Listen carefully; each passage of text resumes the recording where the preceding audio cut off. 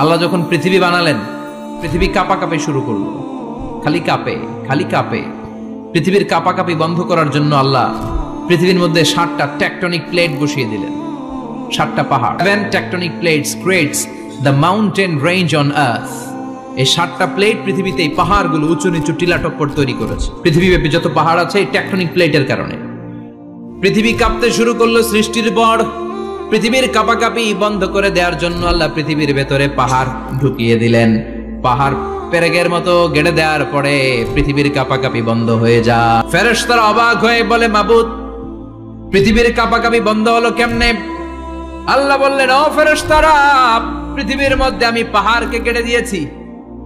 পাহাড় কেটে দেওয়ার কারণে পৃথিবীর কাঁপাকাঁপি বন্ধ হয়ে গেছে।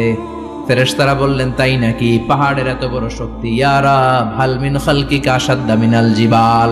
আপনার এই সৃষ্টিকুলের মধ্য থেকে পাহাড়ের চাইতে বেশি শক্তিশালী কিছু আছে নাকি? আল্লাহ বললেন, হ্যাঁ আছে। পাহাড়ের চাইতে শক্তিশালী হচ্ছে আল হাদিদ, মানে লোহা। আমি আকাশ থেকে জমিনের মধ্যে হাদিদ মানে লোহা পাঠিয়েছি। লোহার মধ্যে আছে প্রচন্ড শক্তি। ওয়া মানাফিউ লিন-নাস, লোহার মধ্যে আছে মানুষের জন্য উপকার। পৃথিবীতে এমন কোন জিনিস নাই যে এই জায়গায় লোহা নাই, ঠিক কি না? আল্লাহ বললেন, লোহা সবচেয়ে শক্তিশালী। এটা পাহাড়ের চেয়েও শক্তিশালী, কারণ লোহা পাহাড়ের মধ্যেও ঢুকায় দেওয়া যায়, ঠিক কি না? ফেরেশতারা বললেন, আল্লাহ, হাল মিন খালকিকা আশাদ মিনাল হাদিদ, আপনার এই সৃষ্টিকুলের মধ্যে থেকে লোহার চাইতেও কি শক্তিশালী কিছু আছে? আল্লাহ বললেন, নাআম আছে। লোহার চাইতে শক্তিশালী হলো আন্নার, মানে আগুন। আগুনের স্পর্শ পেলে লোহা গলে যায়, ঠিক কি না? আগুন জ্বালিয়ে দিলে লোহা অস্তিত্ব হারিয়ে ফেলে, লোহা গলে যায়। ফেরেশতারা বলল, আল্লাহ, হাল মিন খালকিকা আশাদ্দা মিনান নার, আপনার সৃষ্টির মধ্য থেকে আগুনের চাইতেও শক্তিশালী কিছু আছে নাকি? আল্লাহ বললেন, আগুনের চেয়েও শক্তিশালী হলো পানি। আগুনের মধ্যে যদি পানি ঢেলে দেয়া হয় আগুন নিভে যায়, ঠিক কিনা?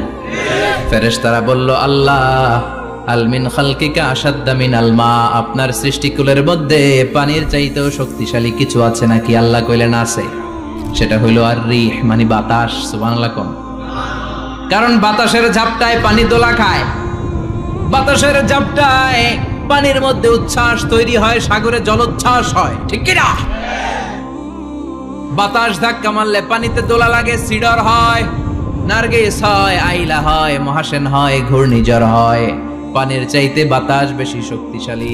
ফেরেশতারা অবাক হয়ে বলে, আল্লাহ, তাহলে আপনার সৃষ্টিকুলের মধ্য থেকে বাতাসের চাইতেও শক্তিশালী কিছু আছে নাকি? আল্লাহ কয়, আছে। ফেরেশতারা বললেন, বাতাসের চাইতেও শক্তিশালী যদি কিছু থেকে থাকে সেটা কি? আল্লাহ বললেন, সেটা হলো মানুষ, বনি আদম, আল ইনসান। তবে ওই মানুষ যেই মানুষ দান করে, কি করে? ডান হাত যা দান করে বাম হাত সেটা টের পায় না। সুবহানাল্লাহ।